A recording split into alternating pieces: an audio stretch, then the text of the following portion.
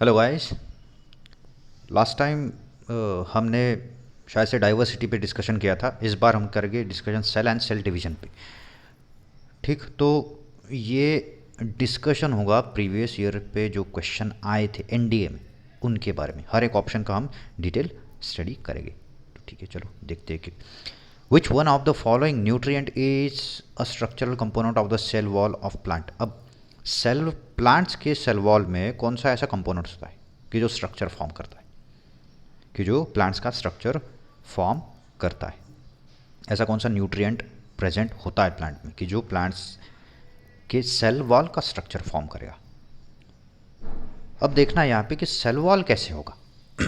ठीक है, cell wall मतलब अगर सेल कहा जाए तो ये ऊपर का, इसे सेल वॉल हम नहीं कह सकते।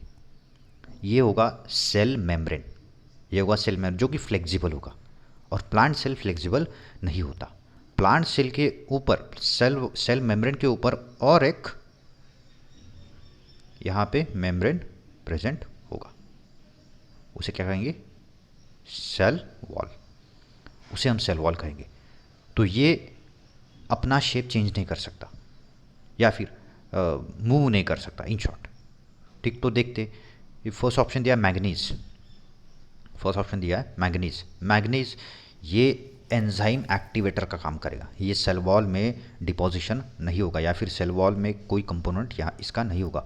पोटेशियम, अगर सेकंड देखा जाए तो पोटेशियम, यानी ये नहीं होगा। पोटेशियम अगर देखा जाए तो पोटेशियम में क्या होगा कि पोटेशियम और सोडियम ये दोनों मिलके शिफ्टिंग का काम करेंगे। ये दोनों मिलके शिफ्टिंग का काम करेंगे। शिफ्टिंग का काम करेगा मतलब क्या होगा कि न्यूट्रिएंट अगर शिफ्ट करना है या फिर सेल को कॉन्ट्रैक्ट और रिलैक्स करना है, सेल को अगर कॉन्ट्रैक्ट और रिलैक्स करना है तो यहाँ पे पोटेशियम की ज़रूरत पड़ेगी। यानी जब सेल यहाँ पे कॉन्ट्रैक्ट होगा और रिलैक्स होगा तो यहाँ पे क्या होगा? पोटेशियम सोडियम बैलेंस मेंटेन होने वाला है। पोटेशियम सोडियम बैलेंस यहाँ पे मेंटेन होने वाला है अगर सेल नॉर्मल कंडीशन में होगा तो। लेकिन अगर सेल को कॉन्ट्रैक्ट्स या फिर रिलैक्स करना है तो उसका ये बैलेंस इम्बैलेंस होना ज़रूरी है। सोडियम पोटेशियम बैलेंस जब इम्बैलेंस होगा तो सेल यहाँ पे एक्टिव होगा, सेल यहाँ पे वर्क करेगा। स्पेशली ये लीव्स के सेल्स होंगे जिसे हम स्टोमाटल पोर्स भी कहेंगे। पोटेशियम ये स्टोमाटा में मैक्सिमम काम करेगा। फॉस्फोरस, अगर फॉस्फोरस देखेंगे तो फॉस्फोरस ये मेन कंपोनेंट होगा प्रोटीन्स का। फॉस्फोरस ये कंपोनेंट्स होगा प्रोटीन्स का, स्पेशली डीएनए का। स्पेशली डीएनए का, अगर डीएनए का स्ट्रक्चर देखेंगे तो यहाँ पे एक नाइट्रोजन बेस होगा, शुगर और फॉस्फेट ग्रुप, ये स्ट्रक्चर होगा। तो यहाँ पे फॉस्फेट जो काम करेगा ये इसको लिंकिंग का काम करेगा। लिंकिंग का काम करेगा मतलब यहाँ पे दूसरा नाइट्रोजन बेस, शुगर, और ये जो फॉस्फेट है ये फॉस्फेट इस शुगर को ज्वाइंट होगा और इसको दूसरा फॉस्फेट ज्वाइंट होगा। यानी क्या होगा? ये फॉस्फेट क्या करेगा? इस लिंक को क्रिएट करने का काम करेगा, यानी दो न्यूक्लियोटाइड्स को फॉर्म करने का ये काम करेगा। इसलिए फॉस्फोरस ये मेन कंपोनेंट होगा डीएनए में। स्मॉल क्वांटिटी में होगा बॉडी में, टोटल बॉडी में, टोटल सेल में, लेकिन मेन कंपोनेंट होगा फॉस्फोरस। तो ये सेल वॉल में प्रेजेंट नहीं हो सकता। तो यहाँ पे लास्ट ऑप्शन बचा है कैल्शियम। यहाँ पे लास्ट ऑप्शन बचा है कैल्शियम। तो कैल्शियम ये सेल वॉल में प्रेजेंट होगा। तो कैल्शियम सेल वॉल में प्रेजेंट है, ये कैसे हम पहचानेंगे? ये कैसे हम पहचानेंगे उसको? तो अगर समझिए कोई भी प्लांट का लीव्स होगा, कोई भी अगर प्लांट का लीव्स होगा, वो जब तक प्लांट से जुड़ा हुआ है, तो हम बोलेंगे कि ये ज़िंदा है, ये ग्रोथ कर सकता है। लेकिन एक बार इसका ग्रोथ कंप्लीट हो गया, इसका न्यूट्रिएंट प्लांट ने सक कर लिया और इसका कलर येलो गिर गया तो ये यहाँ से डिटैच होके नीचे गिर जाएगा। अब नीचे गिरेगा तो सूखेगा मतलब डिहाइड्रेशन होगा इसका, इसमें से H2O कंटेंट निकल जाएगा, इसका डिहाइड्रेशन होगा। तब डिहाइड्रेशन होने के बाद इसमें जो कंटेंट बचेगा वो क्या होगा? Mostly cell wall. मोस्टली क्या बचेगा? सेल वॉल, जो प्लांट्स के सेल के बॉडी के ऊपर होगा वो सेल वॉल बचेगा। और वो टाइट होगा, और वो जंक्शन क्या होगा, टाइट होगा। तो ये सूखने के बाद जो एक सूचर फॉर्म करेगा, सेल एक सूचर फॉर्म करेगा कोई भी ऑर्गन प्लांट्स का, उसे हम क्या कहेंगे, टाइट जंक्शन। या फिर उसे जब हम दबाएंगे तो वो क्रश हो जाएगा, मुड़ेगा नहीं। जैसे ये मुड़ जाएगा, ये क्या होगा, मुड़ जाएगा, ये मुड़ेगा नहीं, ये क्या होगा, क्रश हो जाएगा, ये टुकड़े पड़ जाएंगे इसके। तो ये टुकड़े पड़ना ये किसकी वजह से होगा, कैल्शियम की वजह से। ये टुकड़े पड़ना मतलब क्या होगा, कैल्शियम यहाँ पे मैक्सिमम कंटेंट में यहाँ पे प्रेजेंस ही दिखाएगा। तो इसका आंसर सही ये होगा, कैल्शियम। नेक्स्ट देखेंगे, cell membrane is selectively permeable because. अब सेल मेम्ब्रेन सिलेक्टिवली परमिएबल होगा क्यों? सिलेक्टिवली परमिएबल मतलब क्या, पहले ये जान लेंगे कि सिलेक्टिवली परमिएबल मतलब क्या। अब परमिएबल, परमिएबल मतलब कि किसी को भी परमिशन देना। परमिएबल मतलब किसी को भी परमिशन देगा। देन अगर ये दरवाज़ा है, अगर ये दरवाज़ा है, ये आउटर साइड है और ये इनर साइड है। अगर आउटर साइड में 4 बंदे होंगे तो चारों के चारों को अंदर आने देगा, देना मतलब क्या है, परमिशन। चारों को अंदर आने देगा मतलब परमिशन। अगर इनमें से सिर्फ 2 ही बंदे काम के और इन दोनों को ही अंदर लिया तो ये क्या हो जाएगा, सिलेक्टिवली परमिएबल। यानी इसमें से जो 2 बंदे होंगे, इसमें से जो 2 बंदे होंगे वो उसको हम अंदर नहीं लेंगे, उनको हम अंदर नहीं लेंगे। सिर्फ किसको लेंगे, ये 2 बंदे को जो लगने वाले, जो हमारे काम में आने वाले, उन्हीं को हम अंदर लेंगे। इसे क्या कहेंगे, सिलेक्टिवली परमिएबल। तो ऐसा क्यों होगा, सेल मेम्ब्रेन सिलेक्टिवली परमिएबल, तो ये क्या होगा, it is made up of selected organic molecules. ठीक है, ऑप्शन पढ़ लेंगे। It does not allow transport of some substance from region of higher concentration to the region of lower concentration. तो यहाँ पे it does not allow transport of some substances. अब यहाँ पे और एक कंसेप्ट आपको ध्यान देना है कि जब भी हम सिलेक्टिवली परमेबिलिटी कहेंगे, जब भी हम सिलेक्टिवली परमेबिलिटी कहेंगे तो यहाँ पे क्या होगा कि कुछ मॉलिक्यूल्स बाहर ही रहेंगे, चाहे उनका कॉन्सेंट्रेशन हाई क्यों ना हो। कुछ मॉलिक्यूल्स यहाँ पे बाहर ही रहेंगे चाहे उनका कॉन्सेंट्रेशन हाई क्यों ना हो। यानी अगर ट्रांसपोर्टेशन का हमने कंसेप्ट देखा कि एक जगह से दूसरी जगह पे शिफ्ट होने के लिए, तो डायरेक्शन ये होगा, समझिए। तो यहाँ पे क्या होगा, हायर कॉन्सेंट्रेशन और यहाँ पे लोअर कॉन्सेंट्रेशन। तो ये कंसेप्ट होने वाला है। ठीक, अब अगर हायर कॉन्सेंट्रेशन में ये 4 सब्सटेंस हो गए, हायर कॉन्सेंट्रेशन में 4 सब्सटेंस, तो चारों के चारों अंदर आने चाहिए। ये होगा डिफ्यूजन में, लेकिन ऑस्मोसिस में ऐसा नहीं होगा। ऑस्मोसिस में क्या होगा, सिलेक्टिवली परमिएबिलिटी दिखाएगा। यहाँ पे सेमी परमिएबल मेम्ब्रेन फॉर्म होगा। वो क्या करेगा, जो चाहिए वही अंदर लेगा और जो नहीं चाहिए वो उसको अंदर नहीं आने देगा। तो इसे क्या कहेंगे, सेमी परमिएबिलिटी या फिर सिलेक्टिवली परमिएबल। तो सेकंड ऑप्शन अगर देखेंगे तो it does not allow transport of some substances from region of higher concentration to region of lower concentration.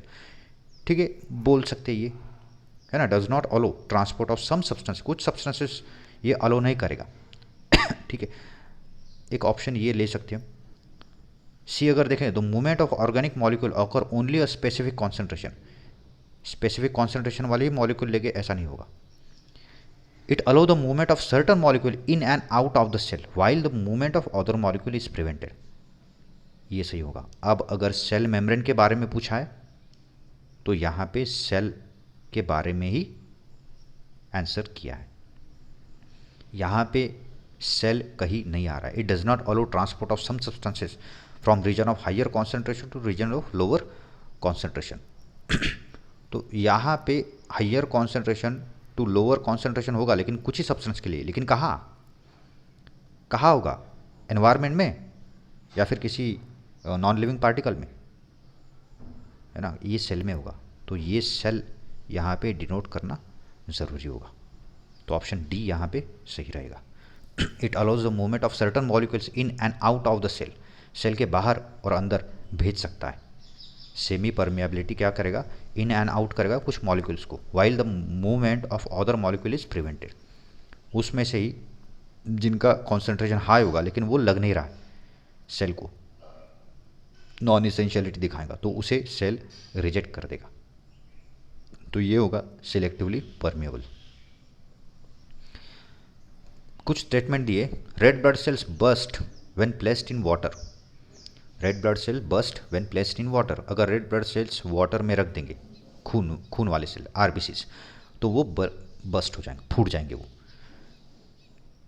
Due to statement second, due to the phenomenon of osmosis water enters into red blood cells. अभी अभी मैंने पिछले question में osmosis के बारे में कहा कि shifting of molecules from higher concentration to lower concentration with the help of semi permeable membrane. यानी ये जो सेल होगा, सेल का आउटर जो मेम्ब्रेन होगा, ये क्या करेगा, semi permeable membrane, as semi permeable membrane ये एक्ट हुआ, यानी ये उसी मॉलिक्यूल को अंदर आने देगा या फिर इसी मॉलिक्यूल को बाहर जाने देगा। तो यहाँ पे क्वेश्चन दिया है कि अगर आरबीसीज को वाटर में रखा जाए तो ये बस्ट हो जाएगा, फूट जाएगा ये। और सेकंड दिया है, due to the phenomenon osmosis water enter into red blood cells. Osmosis हो रहा है इसलिए यहाँ पे क्या होने वाला है, यहाँ पे ऑस्मोसिस हो रहा है इसलिए यहाँ पे water enter into red blood sales, पानी रेड ब्लड सेल्स के अंदर शिफ्ट होगा। तो देखेंगे एक एक स्टेटमेंट क्या क्या स्टेटमेंट के कोड्स दिए। Both the statement are individually true, सही है, ये दोनों स्टेटमेंट इंडिविजुअली ट्रू तो है, but statement second is not the correct explanation of statement one. ठीक है, स्टेटमेंट सेकंड ये तो एक्सप्लेनेशन लग रहा है, क्योंकि ऑस्मोसिस होगा तो ही तो पानी अंदर जाएगा, ऑस्मोसिस होगा तो ही अंदर जाएगा, यानी ये गलत होगा। Both the statement are individually true but statement second is not the correct explanation of statement one. ये क्या है, both the statement are individually true but statement second is the correct explanation of, हाँ ये सही है, ये सही होगा, क्योंकि स्टेटमेंट सेकंड ही स्टेटमेंट वन का परफेक्ट आंसर है। स्टेटमेंट सेकंड ही स्टेटमेंट वन का परफेक्ट आंसर होगा, यहाँ पे ये नहीं होगा। Statement first is true, false, ये भी गलत है, स्टेटमेंट ये भी गलत है, तो ए सही यहाँ पे होगा कि स्टेटमेंट सेकंड जो दिया है ये क्या है, स्टेटमेंट वन का प्रॉपर आंसर होगा कि आरबीसीज अगर प्लांट में रखा जाए, सॉरी आरबीसीज अगर वाटर में रखा जाए तो क्या होगा, वो ब्लास्ट होगा। तो ब्लास्ट क्यों होगा, with the help of osmosis, with the help of osmosis. ठीक, नेक्स्ट अगर देखें तो which of the following group is present in animal cell. Animal cell में ऐसे कौन से ग्रुप्स होंगे, which of the following groups, ये यहाँ पे ग्रुप्स दिए कुछ नीचे ए बी सी डी, तो इनमें से ढूंढना है कि एनिमल सेल में कौन से ग्रुप्स होंगे। तो इससे पहले आपको एनिमल सेल और प्लांट सेल में डिफरेंस क्या होगा ये पता होना चाहिए। तो अगर देखा जाए तो एनिमल सेल यहाँ पे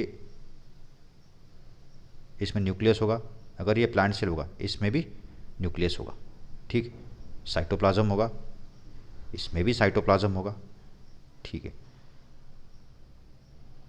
एनिमल सेल में सॉरी प्लांट सेल में माइटोकॉन्ड्रियाज होंगे, एनिमल सेल में माइटोकॉन्ड्रिया नहीं होंगे। प्लांट सेल में वैक्यूल्स होंगे, एनिमल सेल में भी वैक्यूल्स होंगे लेकिन छोटे होंगे।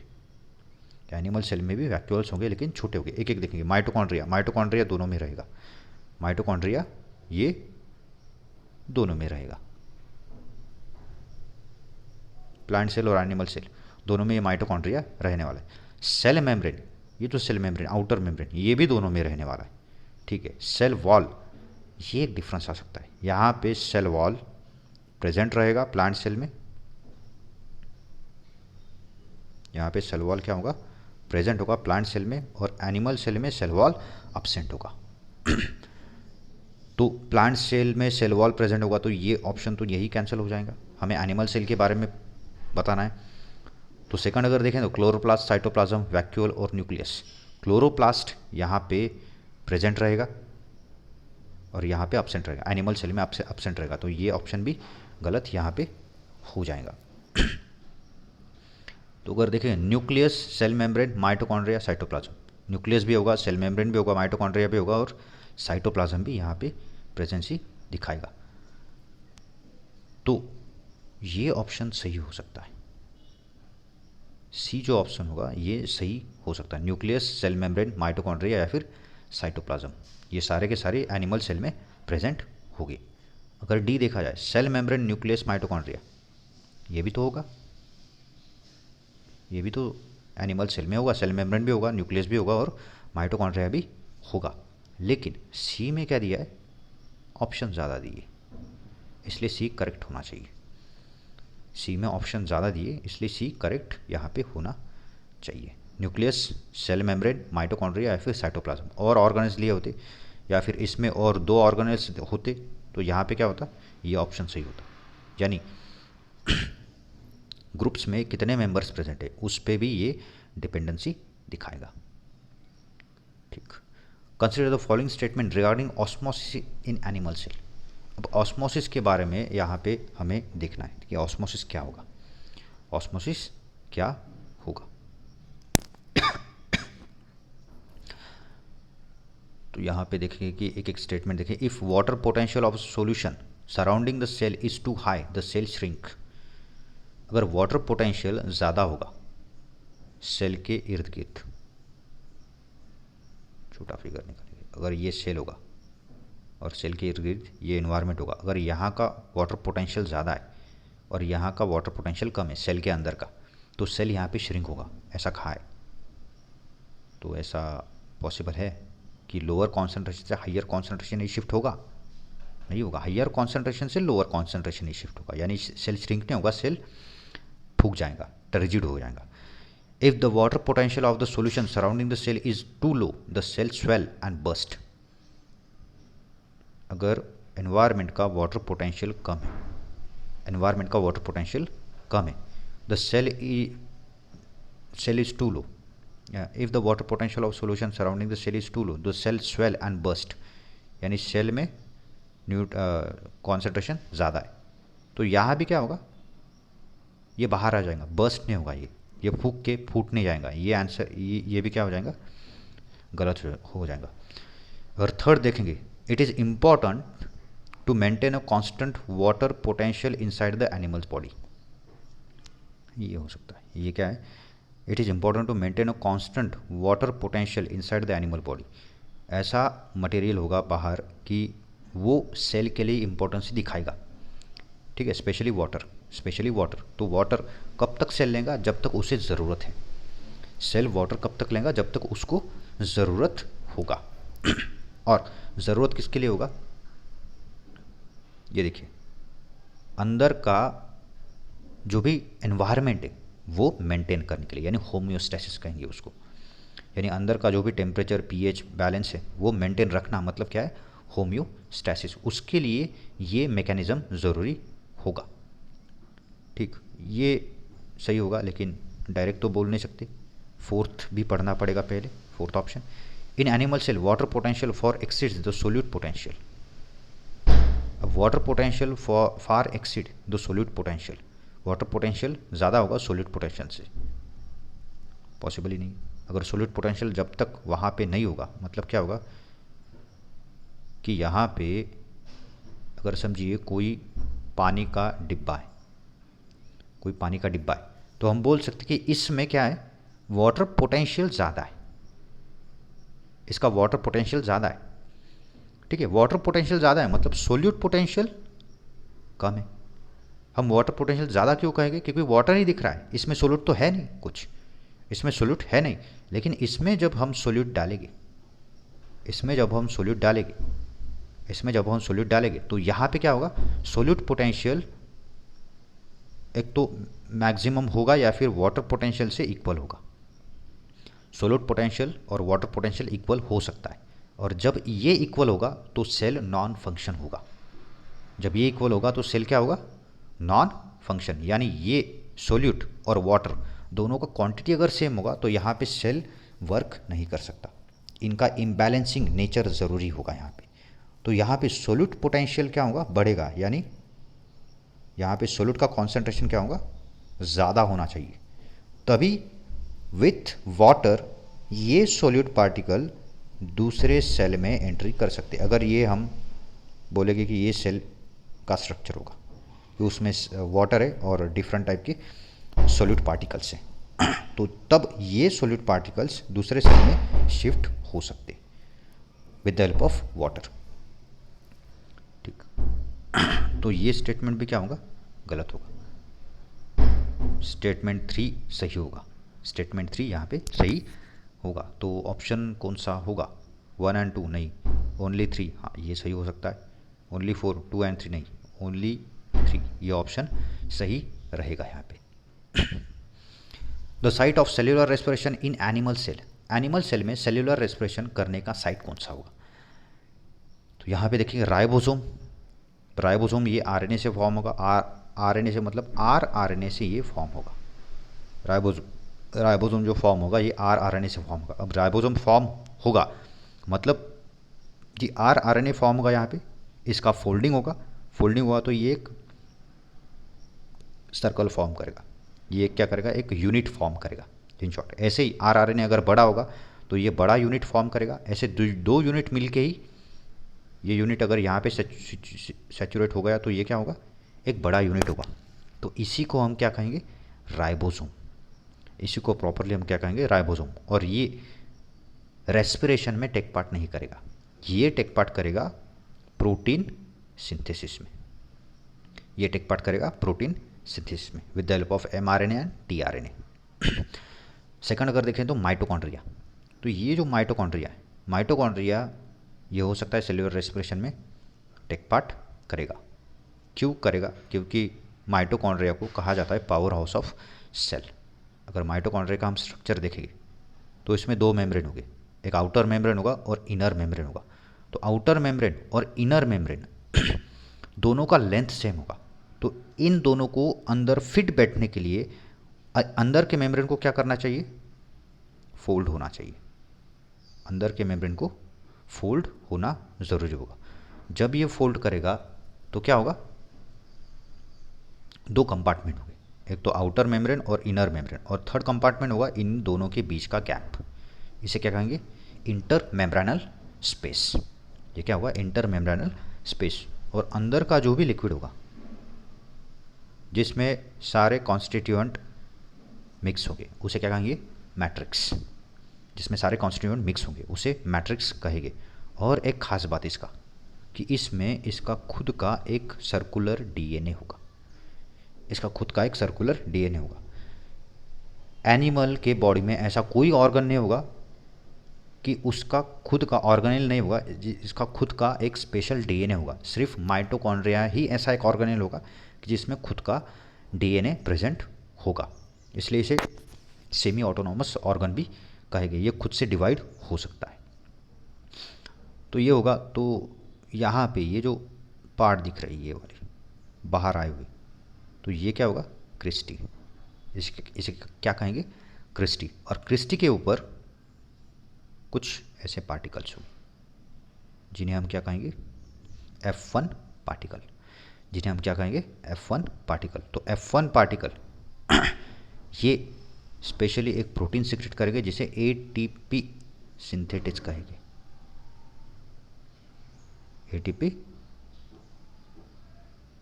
सिंथेटिस ये प्रोटीन होगा।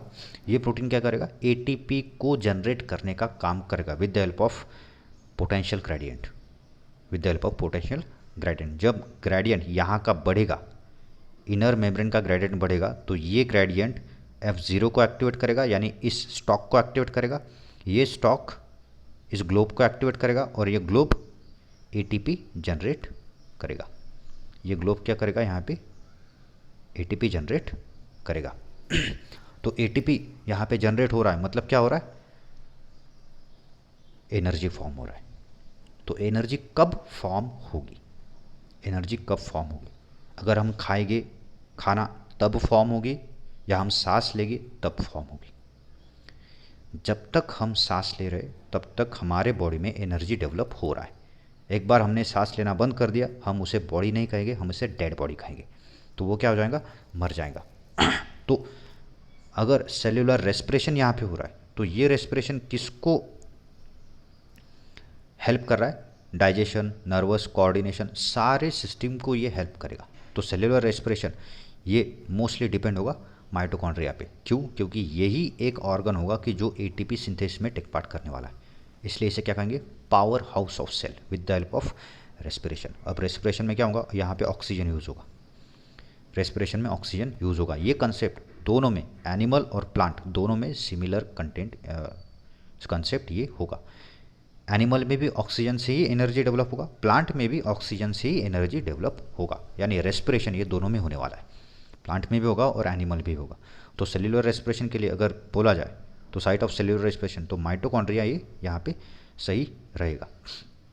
अगर बाकी का ऑप्शन देखिए, एंडोप्लाज्मिक रेटिकुलम, एंडोप्लाज्मिक रेटिकुलम अगर ये सेल होगा, सेल में न्यूक्लियस होगा, तो एंडोप्लाज्मिक रेटिकुलम के दो स्ट्रक्चर होंगे। एक तो ये प्लाज्मा मेम्ब्रेन से फॉर्म होगा, ये प्लाज्मा मेम्ब्रेन से फॉर्म होगा, और दूसरा अगर देखिए तो न्यूक्लियर मेम्ब्रेन से ये फॉर्म होगा, ये न्यूक्लियर मेम्ब्रेन से फॉर्म होगा। इसमें दो तरह के एंडोप्लाज्मिक रेटिकुलम होंगे।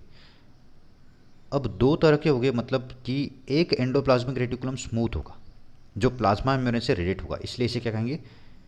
SER, smooth endoplasmic reticulum. और दूसरा जो होगा वो न्यूक्लियस से जुड़ेगा, और न्यूक्लियस से जुड़ने वाला इसे RER कहेंगे, यानी रफ एंडोप्लाज्मिक रेटिकुलम, और ऊपर वाले को स्मूथ एंडोप्लाज्मिक रेटिकुलम। तो RER क्यों कहेंगे इसको? क्योंकि इसके बॉडी के ऊपर राइबोसोम्स प्रेजेंट होंगे, इसके बॉडी के ऊपर राइबोसोम्स प्रेजेंट होंगे, इसलिए ये ऐसा स्ट्रक्चर दिखेगा, इसलिए हम इसे रफ कहेंगे। और इसमें राइबोसोम एब्सेंट रहेगा, तो ये स्मूथ दिखेगा, इसलिए हम इसे क्या कहेंगे? स्मूथ एंडोप्लाज्मिक रेटिकुलम, और एक को रफ एंडोप्लाज्मिक रेटिकुलम हम कहेंगे। अगर देखा जाए लाइसोसोम्स, तो लाइसोसोम रिलेट करेगा एंडोप्लाज्मिक रेटिकुलम से। तो एंडोप्लाज्मिक रेटिकुलम ये हार्मोन्स या फिर कुछ एंजाइम्स फॉर्म करेगा, कि जो एंजाइम्स क्या होंगे, यानी अगर ये एंडोप्लाज्मिक रेटिकुलम होगा तो इसके बॉडी में क्या होंगे? डिफरेंट टाइप के हार्मोन्स फॉर्म होंगे, तो इनसे जो ग्लोब फॉर्म होगा इसे एक तो गोल्गी बॉडी कहेंगे, गोल्गी बॉडी कहेंगे। अगर ये सेल को ज़रूरी है तो हम इसे क्या कहेंगे? Golgi body. अगर ये सेल को ज़रूरी नहीं है लेकिन सेल के प्रोटेक्शन में ये इंपॉर्टेंस दिखाएगा, मतलब इसमें क्या होगा? हाइड्रोलाइटिक एंजाइम प्रेजेंट होगी, तो ये जिसमें हाइड्रोलाइटिक एंजाइम होगी वो क्या होगा? लाइसोसोम, वो क्या होगा? लाइसोसोम्स। और इसे सुसाइड बैग भी कहेंगे सेल का, सेल्यूलर सेल का सुसाइड बैग। अगर ये सेल में ब्लास्ट हो गया तो ये सेल को भी किल कर सकता है, ठीक। तो इसमें सही ऑप्शन कौन सा होगा? माइटोकॉन्ड्रिया, माइटोकॉन्ड्रिया सेल्यूलर रेस्पिरेशन का साइट होगा। तो अगर नेक्स्ट देखेंगे तो within an animal cell the most abundant inorganic constituent of protoplasm is, protoplasm में सबसे ज़्यादा होने वाला पदार्थ कौन सा होगा? अगर ये सेल होगा, सेल में न्यूक्लियस होगा, तो इसमें जो साइटोप्लाज्म होगा उसे क्या कहेंगे हम? प्रोटोप्लाज्म। साइटोप्लाज्म होगा उसे क्या कहेंगे? प्रोटोप्लाज्म। तो प्रोटोप्लाज्म में सबसे ज़्यादा कंटेंट किसका होगा? सोडियम एंड पोटेशियम सॉल्ट, ये सॉल्ट हो गए, ये सिर्फ शिफ्टिंग का काम करेंगे। आयन होगा तो ये ऑक्सीजन ग्रैबिंग का काम करेगा। फॉस्फेट होगा तो ये DNA को हेल्प करने का काम करेगा। वाटर, ये क्या होगा? वाटर। तो सबसे ज़्यादा वाटर, विदाउट वाटर ये कुछ काम नहीं कर सकते। हमारे बॉडी में मोस्टली 70% वाटर होगा, तो 70% वाटर होगा तो क्यों होगा? क्योंकि वाटर ही एक ऐसा कॉन्स्टिट्यूएंट है जिसे हम यूनिवर्सल सॉल्वेंट कहेंगे, जो हमारे बॉडी में भी क्या करेगा? डिफरेंट टाइप के रिएक्शंस, सारे के सारे metabolic reactions with the help of water he form होने वाले। तो वाटर होगा तो ही रिएक्शंस फॉर्म हो रहे हैं, तो ही मेटाबॉलिज्म फॉर्म होने वाला है। इसलिए प्रोटोप्लाज्म में जो भी ज़्यादा कंटेंट होगा वो किसका होगा? वाटर का यहाँ पे होने वाला है, ठीक। Growth and repair of damage tissue involve. अब ग्रोथ अगर हो रहा है किसी ऑर्गेनिज्म का, या फिर किसी ऑर्गेनिज्म को कट गया, यहाँ पे लग गया, तो ये जख्म झट से भर जाता है, डैमेज टिश्यू फिर से रिपेयर होने लगते। तो ये कंसेप्ट किस में आएगा? ये कंसेप्ट किस में आएगा? तो ऑप्शन दिए, पहले तो माइटोटिक सेल डिवीजन, ठीक है। पहले देख लेंगे माइटोटिक और मेयोटिक सेल डिवीजन में डिफरेंस क्या होगा। माइटोटिक और मियोटिक सेल डिवीजन में डिफरेंस क्या होगा। अब देखिए, अगर ये माइटोसिस होगा और ये मियोसिस होगा, माइटोसिस और मियोसिस, तो हम देखेंगे कि यहाँ पे माइटोसिस अगर हो रहा है तो एक डिप्लॉयड सेल डिवाइड होगा दो डिप्लॉयड सेल में, दो डिप्लॉयड सेल डिवाइड हो गए और दो डिप्लॉयड सेल में, और दो डिप्लॉयड, ये डिप्लॉयड सेल और डिप्लॉयड सेल में डिवाइड होंगे। ये जो होगा कंसेप्ट ये कंटिन्यू चलता रहेगा, ये जो होगा ये कंटिन्यू चलता रहेगा। तो हम बोल सकते कि ये सेल ग्रोथ में टेक पार्ट कर सकता है, ठीक है, ये एक कंसेप्ट। दूसरा अगर देखेंगे, दूसरा कंसेप्ट, तो यहाँ पे मियोसिस, मियोसिस में क्या होगा, इसमें भी डिप्लॉयड सेल इन्वॉल्व होगा पहले। अब डिप्लॉयड सेल इन्वॉल्व होगा तो ये डिवाइड होगा दो डिप्लॉयड सेल में। अब दो डिप्लॉयड सेल में डिवाइड होगा तो यहाँ पे क्या होगा, ये दोनों डिप्लॉयड सेल फिर से डिवाइड हो गए दो दो हैप्लॉयड सेल में, दो दो हैप्लॉयड सेल में, और यहाँ पे ये डिवीजन स्टॉप हो जाएगा, यहाँ पे ये डिवीजन स्टॉप हो जाएगा, यानी ये डिफरेंस होगा। तो इसमें अगर डिवीजन स्टॉप हो रहा है तो ये सेल ग्रोथ या फिर बॉडी का ग्रोथ जो होगा इसमें ये इन्वॉल्वमेंट नहीं दिखाएगा, इसमें इन्वॉल्वमेंट नहीं दिखाएगा। तो अगर देखा जाए तो ऑप्शन में हम देखेंगे क्या है, तो फर्स्ट ऑप्शन होगा माइटोटिक सेल डिवीजन ओनली, ये सही रहेगा, माइटोटिक ही होगा। दूसरा both mitotic and meiotic cell division, नहीं, मियोटिक सेल डिवीजन अगर हो रहा है तो ये सिर्फ एक ही बार होगा, एक ही बार मतलब लाइफ में नहीं, बहुत बार होगा लाइफ में, लेकिन एक कंडीशन पे होगा, जब स्पर्म सेल या ओवा सेल फॉर्म होने का टाइम होगा तब ये मियोटिक डिवीजन फॉर्म होगा, यानी मैच्योरिटी के बाद, इन शॉर्ट मैच्योरिटी के बाद। लेकिन मैच्योरिटी से पहले कौन सा डिवीजन होता होगा, माइटोटिक डिवीजन, यानी बच्चा अगर छोटा होगा तो उसे बड़ा होने के लिए क्या लगेगा, तो ये माइटोटिक सेल डिवीजन यहाँ पे लगने वाला है। तो सेकंड ऑप्शन यहाँ पे क्या होगा, रॉन्ग होगा। मियोटिक सेल डिवीजन, नहीं ये भी नहीं होगा। अमियोटिक सेल डिवीजन, अमियोटिक सेल डिवीजन मतलब क्या, अमाइटोटिक सेल डिवीजन मतलब क्या। अब अमाइटोटिक सेल डिवीजन, अगर माइटोटिक सेल डिवीजन देखा जाए तो ये एक सेल होगा, इस सेल से दो सेल फॉर्म होंगे। अब दो सेल फॉर्म होंगे तो ये सिमिलर स्ट्रक्चर के सेल्स फॉर्म होगी, सिमिलर स्ट्रक्चर के सेल होंगे, मतलब ये अगर स्किन सेल होगा तो ये दोनों भी क्या होंगे, स्किन सेल होंगे, ये दोनों भी क्या होंगे, स्किन सेल यहाँ पे होंगे। तो इसे हम क्या कहेंगे, माइटोटिक सेल डिवीजन। लेकिन यानी ये दोनों का शेप जैसा होगा वैसा ही इस पैरेंट का शेप होगा, पैरेंट और डॉटर सेल ऐसा बोल सकते हैं, ठीक है, पैरेंट और डॉटर सेल। तो पैरेंट सेल का जैसा स्ट्रक्चर होगा वैसा ही डॉटर सेल का स्ट्रक्चर यहाँ पे होगा। तो अगर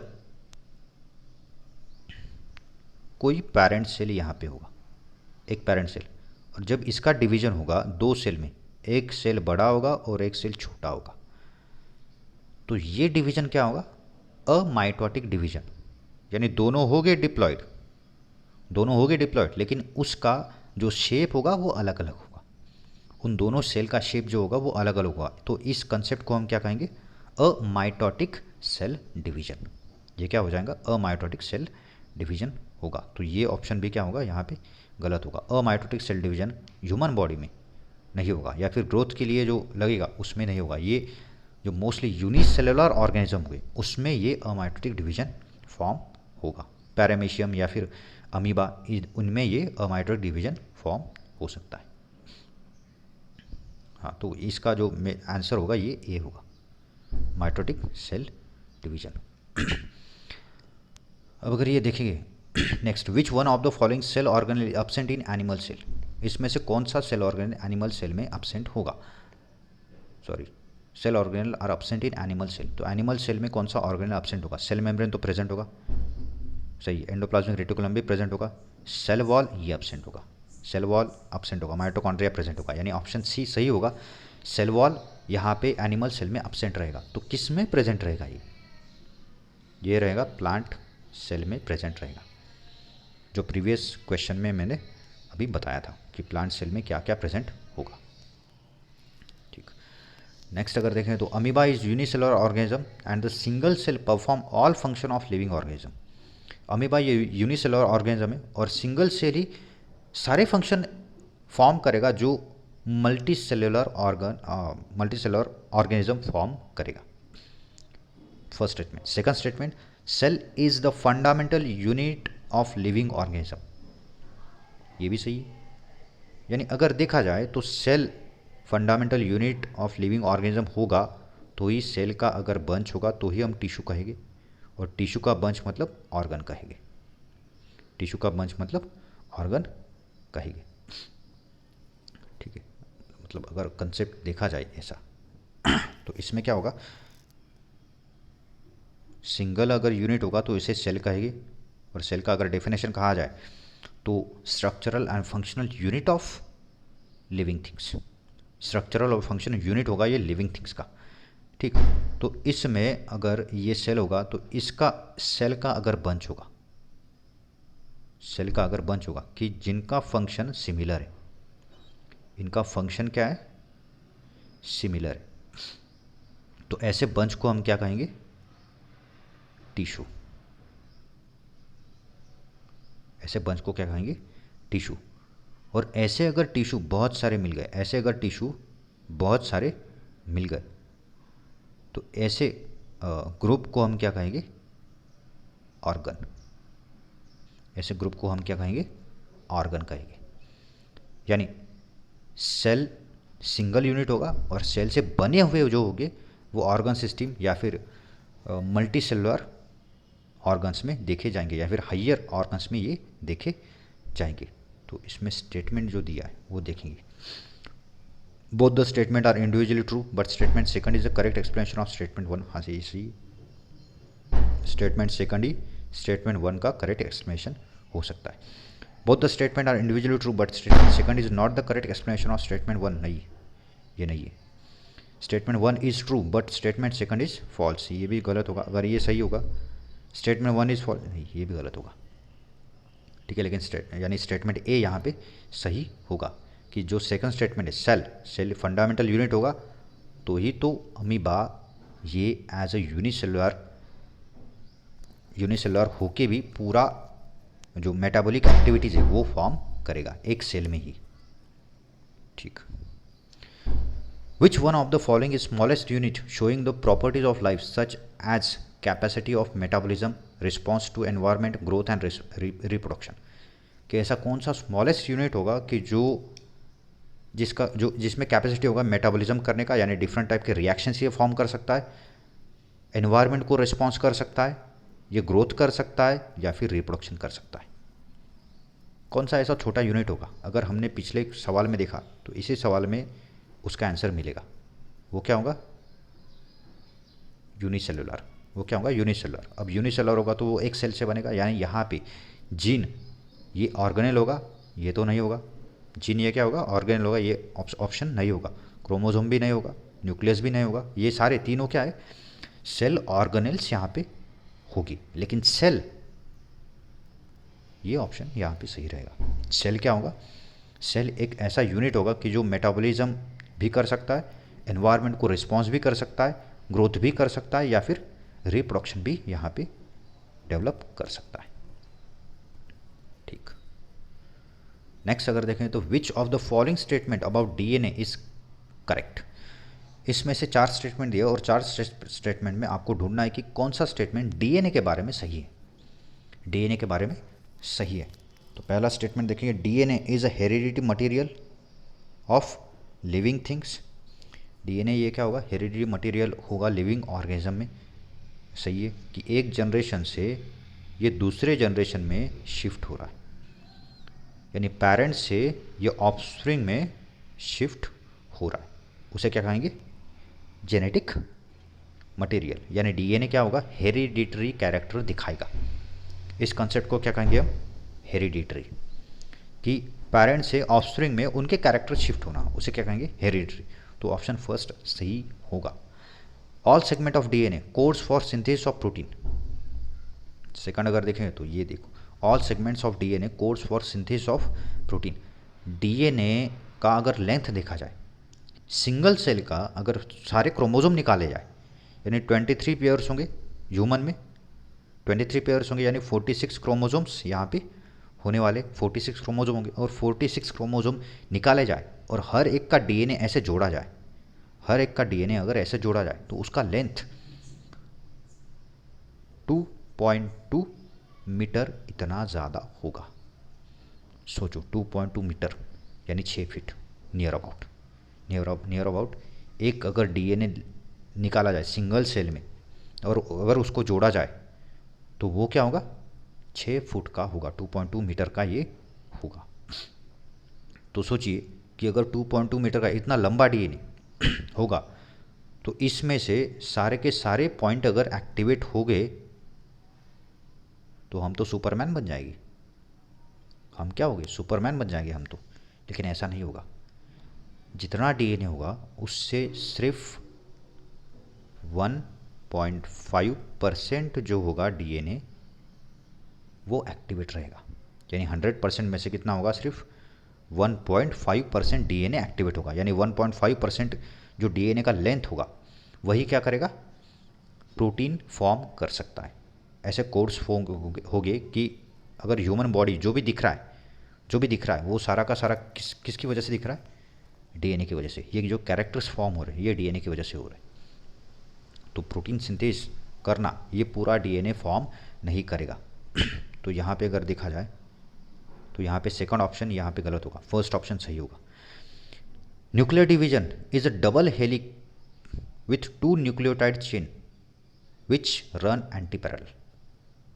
nuclear DNA is double helical, ठीक है, ये डबल हेलिकल होगा, ये एक और ये दूसरा हेलिक्स, ये डबल हेलिकल होगा। 2 nucleotide chain which run anti parallel, which run anti parallel यानी एक डीएनए होगा और ये दूसरा इसका हेलिक्स होगा, यानी हम दूसरा निकालेंगे। अगर ये एक स्ट्रैंड होगा डीएनए का और ये दूसरा स्ट्रैंड होगा डीएनए का, तो इसका डायरेक्शन अगर ऐसा होगा तो ब्लू वाले का डायरेक्शन उल्टा होगा, यानी ऐसा कहा है कि एंटी पैरेलल डायरेक्शन होगा। तो ये सही स्टेटमेंट है।